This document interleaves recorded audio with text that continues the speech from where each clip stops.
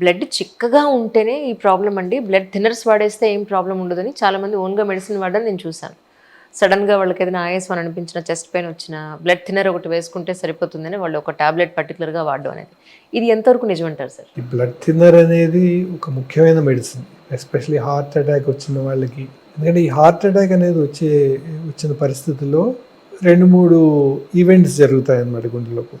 ఒకటంటే ప్రైమరీలీ ఏమిటంటే గుండెలోని రక్తనాళాల్లో సన్నబడి ఒక చోట బ్లాక్ ఏర్పడుతుంది. ఆ బ్లాకేజ్ వల్ల బ్లడ్ ఫ్లోకి రెసిస్టెన్స్ ఏర్పడుతుంది.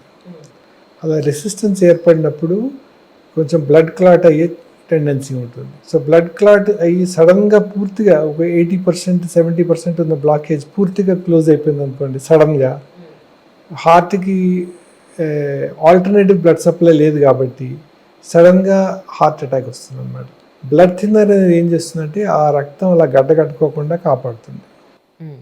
అలాగే కొలెస్ట్రాల్ మెడికేషన్స్ వాడతాం. ఆ కొలెస్ట్రాల్ మెడికేషన్ అంటే ఈ కొలెస్ట్రాల్ డిపాజిషన్ తగ్గి ఈ బ్లాకేజ్ పెరగకుండా ఈ 50% ఉన్న బ్లాకేజ్ 70% కాకుండా, లేకపోతే 30% ఉన్న బ్లాకేజ్ 60% కాకుండా కాపాడుతుంది అన్నమాట. అలాగే బ్లడ్ థిన్నర్స్ అనేది, కొలెస్ట్రాల్ మెడికేషన్స్ అనేవి చాలా 2 ముఖ్యమైన మెడిసిన్స్ గుండె జబ్బుల విషయంలో.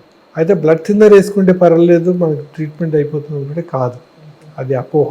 అటువంటి మిస్టేక్ చేయకూడదు. బ్లడ్ థిన్నర్ వేసుకుంటే మంచిదే. బ్లడ్ థిన్నర్ వేసుకొని వెంటనే హాస్పిటల్కి వెళ్ళాలి.